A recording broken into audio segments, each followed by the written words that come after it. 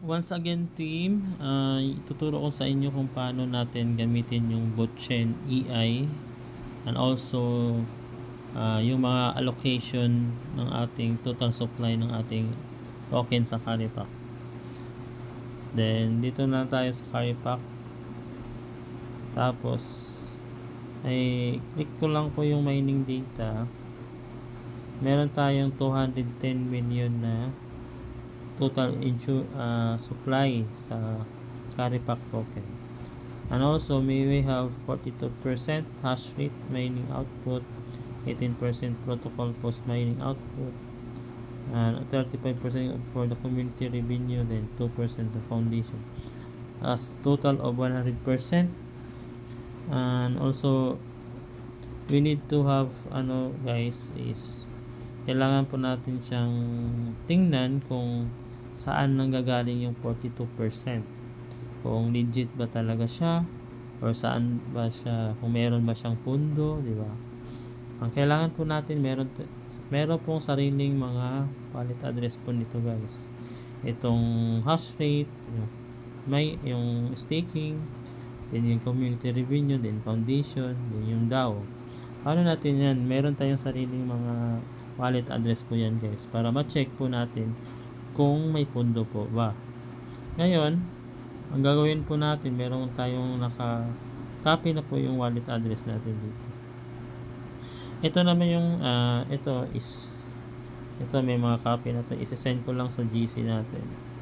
Tapos dito i-copy po natin tong hash rate output, yung 42%. Tapos i-copy lang po natin yan, yung galing sa OX hanggang E5, yung wallet address ng hash rate natin, yung mining rate, 42%. Ngayon pupunta po tayo sa sa Chrome, and then isa-search nyo lang yung Botchain EI, Botchain EI, Botchain EI. Then pag nandito na po tayo team, is pipindutin lang po natin yung 3 lines. Then para ma-check po natin yung pipindutin lang po natin yung Explorer. Then dito natin makikita yung pondo. Then i-paste nyo lang po yung wallet address ng mining hash rate. Tapos pipindutin lang natin to. Ito, pipindutin lang natin yan.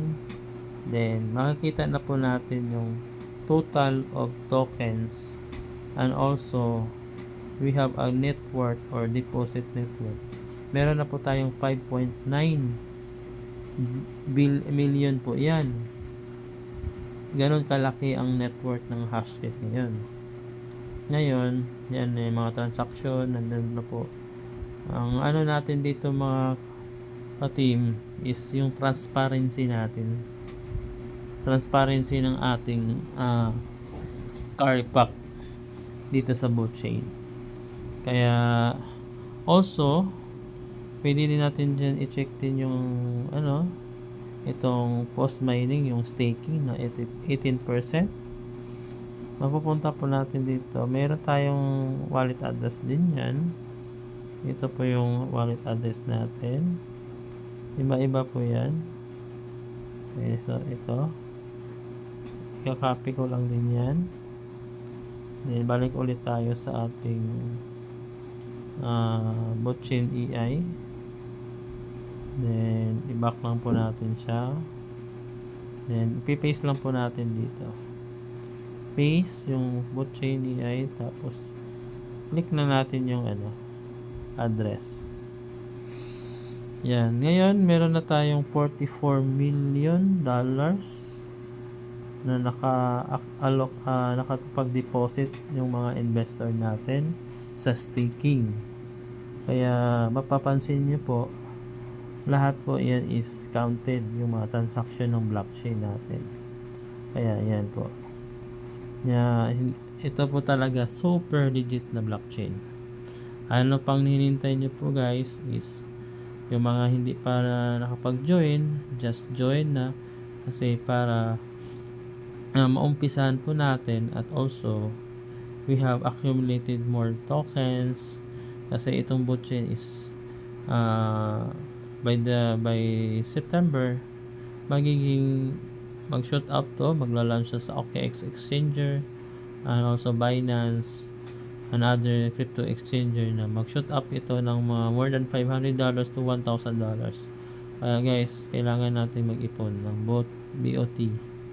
Yan yung po yun guys, yung mga tutorial natin ngayon is all about how to find our mga supply na yung mga nagdi-deposit ng ating mga investor sa iba't ibang pagkakitaan natin sa Caripac. Ayun lang guys, this is Gerald Prinner and God bless po.